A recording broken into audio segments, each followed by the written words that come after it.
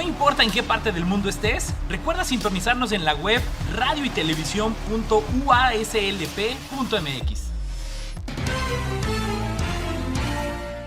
Y bueno, continuamos aquí en La Neta de la Ciencia. El día de hoy tenemos una entrevista, bueno, con un tema que ni yo me imaginaba y la verdad es que todo mundo lo vivimos y prácticamente a diario.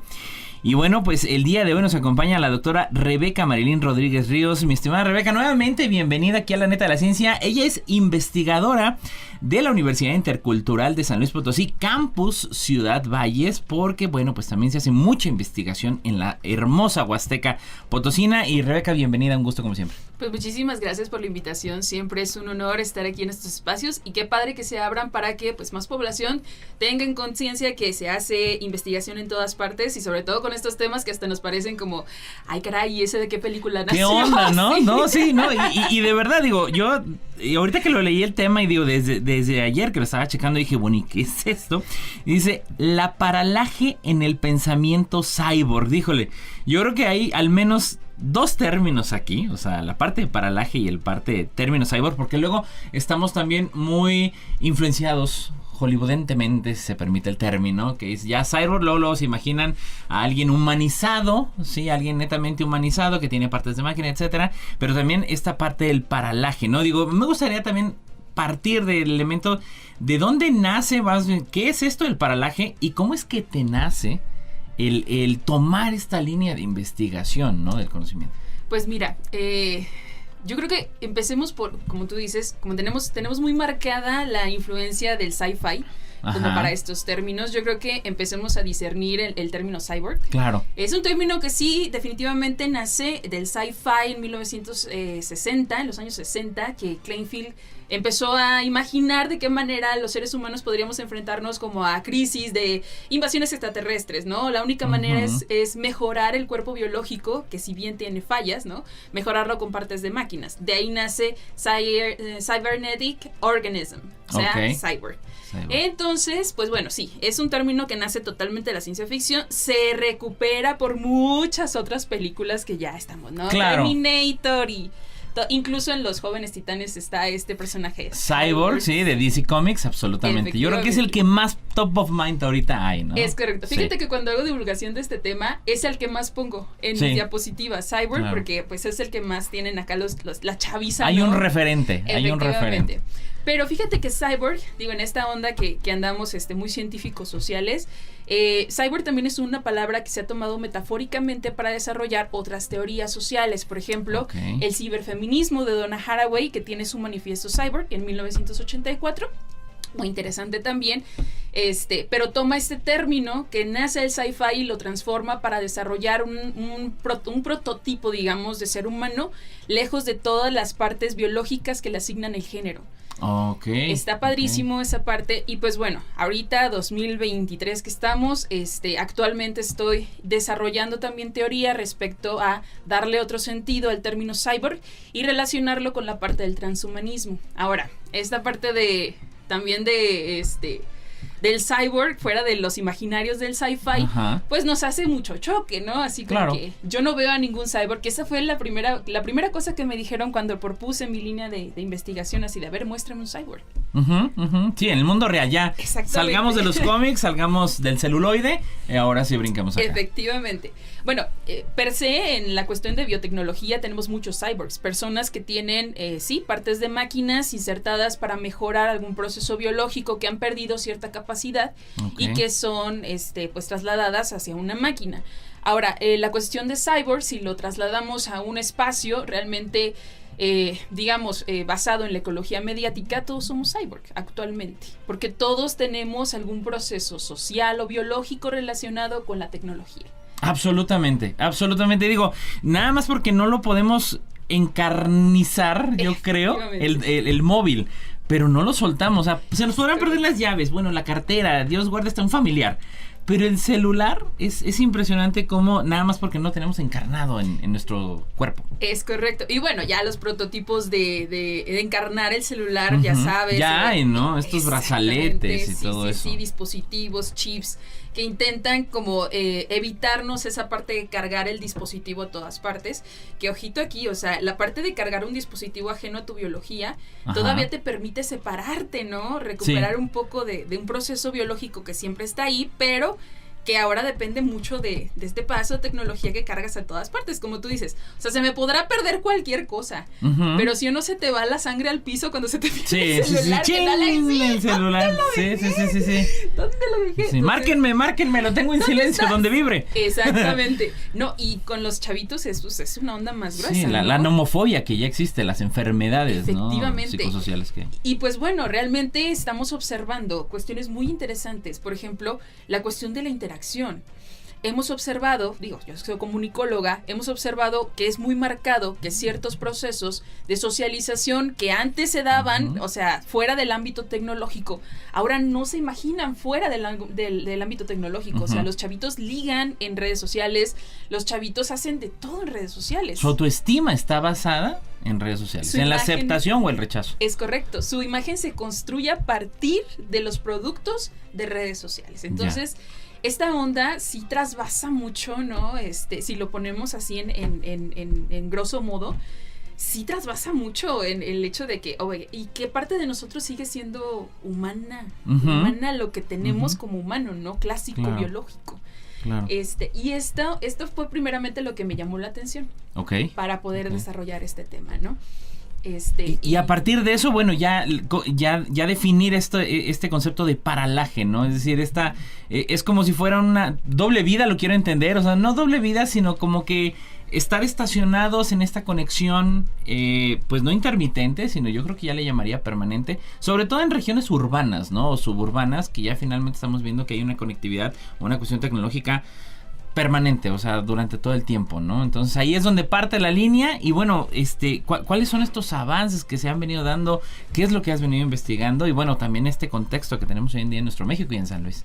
Pues mira, partiendo del hecho, ¿verdad? Porque uno de los debates más grandes de la línea que estoy desarrollando es la parte de la infraestructura.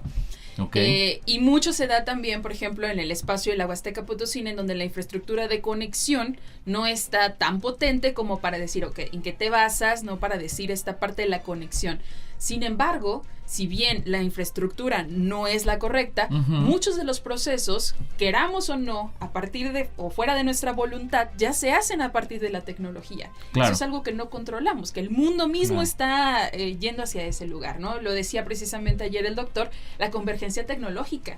Y eso es cierto, de Ray Kurzweil, que también tiene un libro buenísimo que se llama Cómo crear una mente, que también trasvasa mucho esta parte de cómo nuestra conciencia, ya iremos a ello, cómo nuestros procesos de pensamiento lógico, empezamos a pensar si nosotros programamos a las máquinas o las máquinas nos están programando.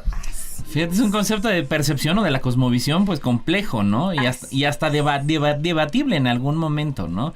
Porque digo, finalmente la tecnología, pues su cobertura va llegando paulatinamente, digo, como dices, el término de cobertura, pero no quiere decir que, por ejemplo, en la Huasteca, que tú dices hay complejidad, hay complicaciones o todavía no está totalmente en cobertura.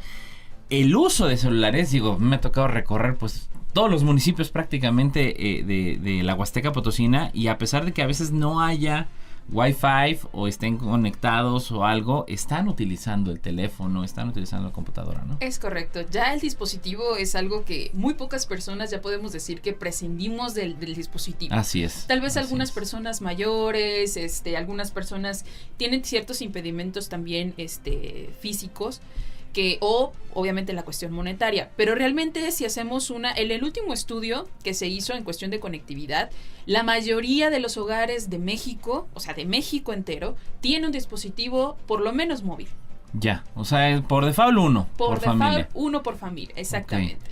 Entonces, como que hacer esta reducción, ¿no? De decir que hasta que no hay una infraestructura totalitaria en México se pudiera estar hablando de la parte del cyborg, de las situaciones sociales, que es a partir de la inserción de la tecnología en los procesos sociales, biológicos, etcétera. pues es un punto de vista como muy reduccionista. Claro. Y que nos limita a que, como tú dices, o sea, realmente la tecnología está abriéndose paso y en algún momento va a alcanzar todos los espacios en cuestión de infraestructura. Absolutamente. Si no bien ya los alcanzó. Entonces, pues sí, este tema se vuelve... está loco, ¿no? La verdad. Ahora, ¿cómo lo van, también lo vas permeando a los alumnos y también de qué manera ellos lo van recibiendo, ¿no? Porque de alguna manera, como dices, luego tenemos que separar claramente esta línea entre cuando ya estamos hablando de investigación, de metodología científica, versus esta percepción de ciencia pop, obviamente, y ellos cómo lo han venido adoptando, qué percepción, qué respuesta has tenido conforme a lo que ves cuando ya vas transmitiendo este tema del paralaje en el pensamiento cyborg. ¿Qué crees? Cuando hago las actividades de divulgación, me gusta mucho abordar la parte de la construcción de identidad. Okay. Y darles a conocer que hay dos identidades que conviven y fluctúan dentro de un mismo espacio, tal vez no físico, porque su identidad digital está totalmente en la identidad digital, pero sí trasvasa su identidad física. Rasgos de su identidad digital se encuentran en su identidad física y rasgos de su identidad física obviamente están en su identidad digital. Entonces son dos identidades unidas y mezcladas. Pero me llama mucho la atención que al momento de cuestionarles, ¿no? Sobre su actividad, sobre qué tan factible o qué tan real es su identidad en redes sociales. Y me sorprende ver la cantidad de personas que en realidad no se toman en serio lo que sucede en las redes sociodigitales. Okay. Es como si hago un comentario, ¿verdad? Ahorita que está celebro mucho eso, la apertura del debate del machismo, el clasismo y todas estas partes, ¿no? Si se hace un comentario machista, clasista, discriminatorio en redes sociodigitales, se quitan la responsabilidad diciendo que son redes sociodigitales, que eso no pasa nada. Como que no hay bronca, ¿no? Y sobre todo el tema, por ejemplo, quizá de memes, ¿no? Que es difícil en nuestra cultura mexicana, pues todavía evadir esas líneas del machismo, del clasismo, que al final del día, pues bueno, generan este humor que yo creo que ha estado muy, muy arraigado, pues de toda la vida, ¿no? Finalmente solamente se digitalizó, pero este humor, pues bueno, ha pasado de generación en generación y así continúa, ¿no? Yo creo que desde los dibujos de posadas. O sea, exactamente. Cómo no. ¿Cómo no? Desde ahí nos acompaña la memetización de la vida del mexicano, ¿no? Así bueno, es. de todas partes. Así pero es. Sí, este tema también va mucho a que tú estés consciente de que si bien estás existiendo en un mundo fáctico, en un mundo factible, en un mundo que te puedes tocar, estás viviendo también fuera de este mundo, en un mundo digital, en donde tu identidad, quieras o no, está conviviendo con otras identidades constantemente. Claro, o sea, ahí claro, no tienes claro. control. Y ahora, en ese sentido, Rebeca, ¿qué riesgos visualizas? Porque de alguna manera también los chicos, y digo, ya pasaremos también a ese tema de los segmentos de edad, porque cada vez veo más como los adultos mayores, o sea, tienen una versatilidad tremenda para el manejo, y también para su dependencia tremenda, ¿no? Digo, yo tengo padres que son adultos mayores, convivo con mucho adulto mayor por mi quehacer fuera del ámbito laboral, y me llama mucho la atención cómo también el adulto mayor luego decía, no, a ver, dejen celulares, y no es cierto, también ellos luego se nos quedan clavados ahí y no se despegan, ¿no? O sea, que le dicen a mi papá, a ver, ya suelta ese celular, no, vamos a platicar, ¿no? Entonces, y son adultos mayores, digo, que vivieron en una época completamente ajena a este nivel de digitalización, pero ¿qué riesgos tú visualizas ya en el apartado de investigación, en el hecho de decir, oye, ¿sabes qué? Ya hay un nivel de dependencia mental, anímica, y que afecta al final del día al cuerpo humano? Es decir, esto se traduce también luego en enfermedades, en que ellos, su skin, o sea, la famosa piel que le ponen a sus avatars, la creación de su avatar, que de alguna manera luego refleja aquello de lo cual pues ellos traen un poquito de trauma, ¿no? Y luego están buscando el que tengo una mansión en tal videojuego, tengo un carrazo, y se ve este reflejo, ¿no? Que decimos, vivimos en mansiones digitales, pero en cajas de zapato reales, ¿no? Porque las casas son también cada vez más chicas. O ahorita este término que salió de cohabitat dating, esta parte de cohabitar y salir pero no casarse, etcétera.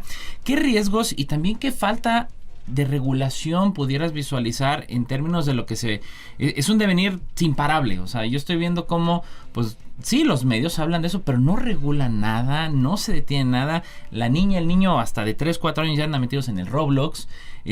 ¿Cómo visualizas este apartado desde lo académico, no? Pues mira, Hablando de lo académico, te puedo decir, y aunque suene un poco fatalista, es algo que en realidad no podemos controlar. Este tema tiene mucha base en los estudios de la escuela de Palo Alto, sobre todo de los estudios de Walter Ong. Walter Ong se dio por primera vez cuenta de qué sucedía con estos procesos de pensamiento humano cuando se les introducía una tecnología.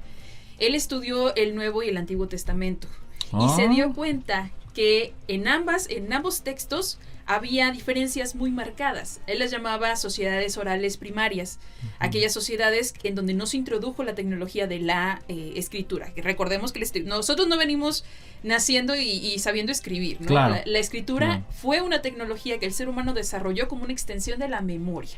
Revolucionó completamente Totalmente. todo. Vino a cambiar todo. Y la escritura sí vino a modificar nuestros procesos cognitivos, no solamente de comunicación. Antes, en las sociedades orales primarias, se dio cuenta, Walter Ong identificó lo que llamaba psicodinámicas de la oralidad, en donde él se dio cuenta que había ciertas, recursos que la mente humana tomaba en cuenta para poder almacenar información, porque no teníamos cómo, o sea, no había escritura, no había manera de que tú me escribieras una carta y en 10 años poderla leer, ¿no? Claro. Entonces la información se transmitía de manera oral y es ahí en donde identificamos las mnemotecnias, la parte rítmica, los famosos cantares para poder dar información y que se transmitiera de palabra a palabra, ¿no? Pero llega la escritura y la escritura no es absolutamente nada heurística, o sea, la escritura es lineal, totalmente. Tiene que tener una estructura de inicio, desarrollo, cierre. Así es. Nuestro cerebro, que en aquel entonces era pues totalmente heurístico, o sea, totalmente fuera de las estructuras, más bien intentábamos al contrario, ¿no? Ser más abiertos, creativos, la parte creativa ahí era lo fundamental. Se transformó en un cerebro lineal. Y ahora nuestro pensamiento está basado de manera lineal. De manera lineal. Efectivamente. Que siempre esperamos que se deba hacer un paso tras el otro cuando no necesariamente es así, ¿no? Es correcto. Y los análisis también los intentamos hacer como de manera concatenada, uno tras otro, tras otro, tras otro. Que tenga sentido, ¿no? Ya. En aquel entonces, pues no era así. Él se dio cuenta a partir de los registros del Antiguo y el Nuevo Testamento. Y hay muchísimos más estudiosos de la Escuela de Palo Alto. Eric Havelock también hizo su propia aportación en donde dio cuenta que sí, existieron las sociedades tribales orales primarias. Pero no fue hasta que llegó el rockstar, que lo llamamos Marshall McLuhan, que es buenísimo, Marshall McLuhan, el padre de la ecología mediática, de la Escuela de la Ecología Mediática, en donde empieza a ver a los medios de comunicación también como la escritura, como tecnología que extiende la capacidad de los sentidos, a la televisión como una extensión de la vista, a la radio como una extensión del oído y de la voz. Y pues sí, definitivamente los medios de comunicación tuvieron su espacio de inserción y el cambio social y también en nuestra percepción también. Y ahorita lo que estamos viendo en los chavitos, por ejemplo, es preocupante de cierta manera porque hay ciertos efectos negativos, como es el sesgo de la automatización. No sé si Sí, claro, escuchado. Toda la parte de 4.0, ¿no? También toda la parte de industria 4.0. Es correcto.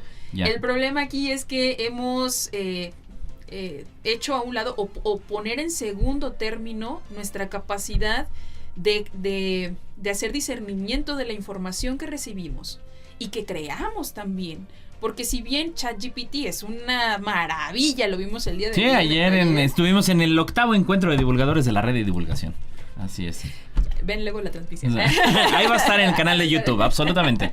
Sí. Lo vimos ayer y claro está que la inteligencia artificial ha venido, yo creo que a ser una de las extensiones más visibles de la capacidad de cognición humana. Pero algunos dicen perfeccionada. Yo digo, como está mimetizada, o sea, nosotros programamos a la inteligencia artificial, claro que tiene sesgos, por supuesto. Claro, digo, y ya se veía en temas raciales, es decir, para la identificación de rostros, y luego el banco de datos de identificación de rostros era gente blanca, no había gente de color, no había como de mi color, que yo no soy ni negro ni blanco, soy tamarindo, es decir, soy netamente latinoamericano, mexicano, y ese sesgo, al final del día fue cargado por humanos ese condicionamiento algorítmico, ¿no? Es correcto, entonces, esta parte de considerar a la inteligencia artificial como una extensión de nosotros, pero perfeccionada, sí suma muchos problemas, fíjate. Ok. Suma bastantes problemas. En primera, porque, bueno, me ha pasado, también soy profesora de la Anáhuac, me ha pasado, en la Anáhuac sí hay un programa de inserción de inteligencia artificial muy grande.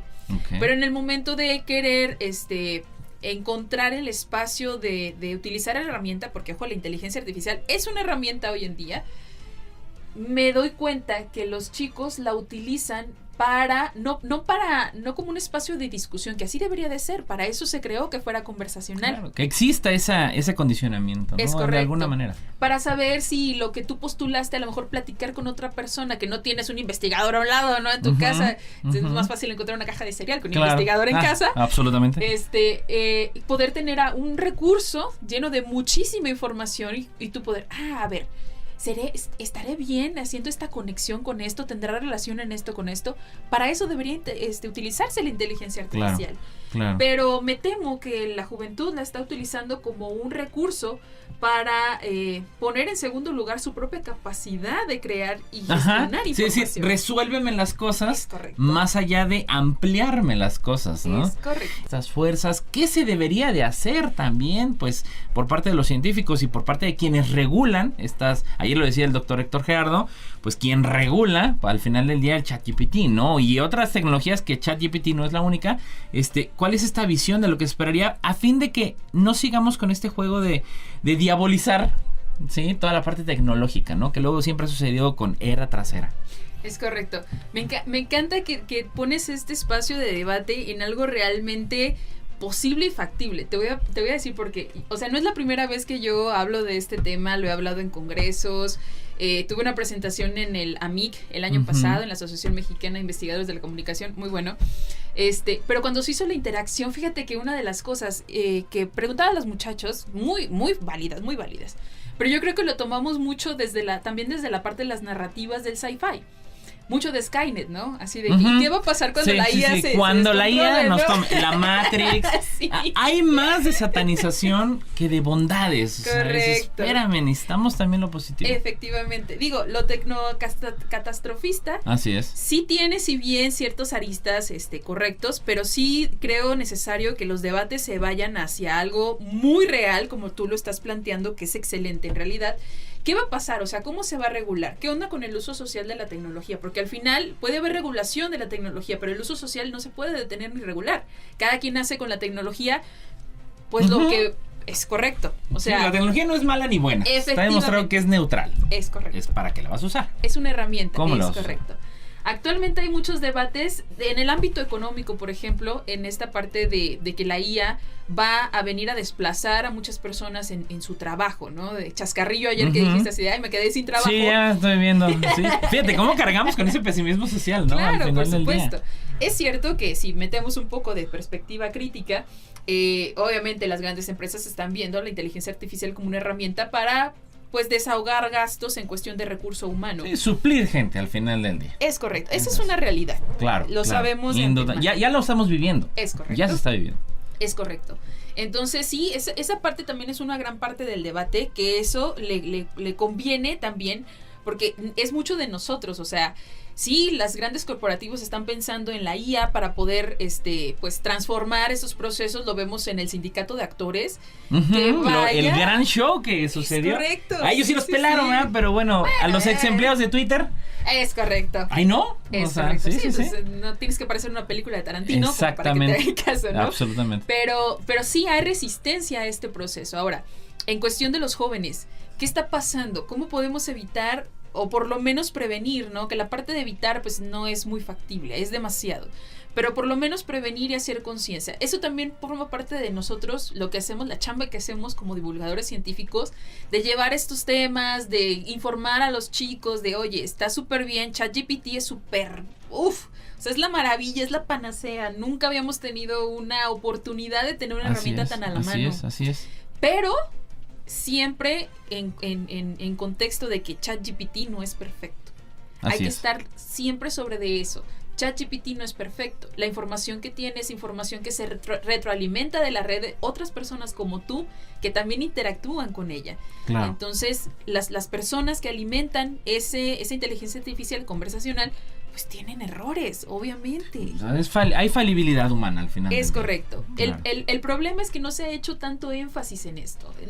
Yo creo que necesitamos hacer mucho más énfasis en esta cuestión de que ChatGPT y todas las inteligencias artificiales tienen errores. Así es. Todavía. Así es, sí. No, y no podemos dejar la inteligencia artificial caminar sola solo por pensar que es inteligencia, ¿no? O sea, ahora, no, ya la libramos y ahora sí, no es cierto, ¿no? Ahora, aquí hay otra cuestión. Bueno, eso ya es una cuestión mucho más futurista. Espero que mucho más futurista. Lo que hablaba ayer también el doctor, respecto a la singularidad tecnológica. Así es. En donde las convergencias tecnológicas vendrán a un solo punto en donde ya no necesitarán intervención humana porque se autocorregirán, que también existen programas que se autocorrigen, pero no tan perfectos, todavía tienen también muchas fallas, ¿no? Así que vamos avanzando hacia esa singularidad tecnológica en donde la misma inteligencia sea capaz de autorregularse y de tener procesos para decisión autónoma. Que no se base en un algoritmo del ser humano para que pueda decidir totalmente. Pero hay ciertas cuestiones que con nosotros como seres humanos biológicos tenemos el deber de mantener, ¿no? Como la cuestión del sentir. Las máquinas no pueden emular un sentimiento. Así es. Mi querida Rebe, para despedir el programa, tu mensaje, ¿qué mensaje les darías en temas de cómo, como académica, ver esta perspectiva de esta transición que estamos viviendo de manera acelerada? Pues bueno, para empezar, yo creo Cyborg ya está aquí. O sea, ya todos somos o tenemos partes tecnológicas. Mi recomendación es, en primer lugar, tener una visión informada de la cuestión tecnológica. Muchas veces nuestra percepción se basa pues en todo lo mediatizado, ¿no? Y lo mediatizado siempre sirve a una visión. Tenemos que tener en cuenta, soy comunicóloga, tenemos que tener en cuenta que los mensajes de los medios que consumimos llevan una línea. Claro. Una línea editorial que sirve a los intereses de una persona o de un colectivo, ¿no? Entonces, sí es muy importante, hoy más que nunca, el diversificar nuestros espacios de información. Hace mucha ayuda a los divulgadores científicos que estamos allá afuera intentando ¿no? llevar un mensaje diferente. Entonces sí consumir lo más que se pueda de divulgadores de la ciencia para contrastar. No digo que no obtengamos también información de los medios tradicionales, pero también tengamos un espacio de contraste, ¿no? A eso va también la parte del paralaje. Claro. De no solamente tener información o basarnos en el proceso cognitivo que se base de lo que recibimos, ni solo en las redes sociodigitales, ni solo en la parte activa, ¿no? Social. Tenemos que tener toda esta diversidad para poder crear nuestra perspectiva personal. Entonces, hoy más que nunca se hace necesario este espacio. Para las personas adultas que tal vez tienen un poco de dificultades en el manejo, todavía en el manejo físico de los dispositivos, Los niños ya nada más les sueltan las tablets. No, ya, nativos digitales al final del día. Totalmente, ¿no? Pero nos trasvasa a todos, adultos, grandes, como tú dices, los abuelitos también, que están en casa, sí también necesitan entrar dentro de este espacio informativo, porque es algo que les va a afectar en algún momento. Claro. Totalmente. Claro. Entonces, mi recomendación a toda la población que me está escuchando es, infórmese respecto a los cambios que está trayendo la tecnología, que no todo es malo, no todo es bueno, la tecnología nace como una necesidad del ser humano. El uso que se le dé es lo importante, y monitorear el uso que se le dé es nuestra responsabilidad como sociedad.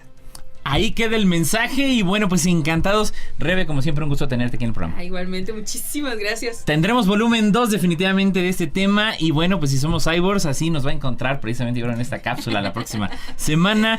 Ella fue la doctora Rebeca Rodríguez Ríos, investigadora de la Universidad Intercultural de San Luis Potosí, Campus Ciudad Valles. Gracias a usted que nos escuchó, gracias a Lalo Carrillo en los controles. Nos escuchamos la próxima semana.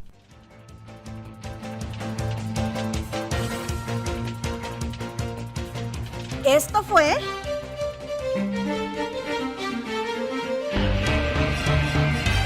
La Neta de la Ciencia.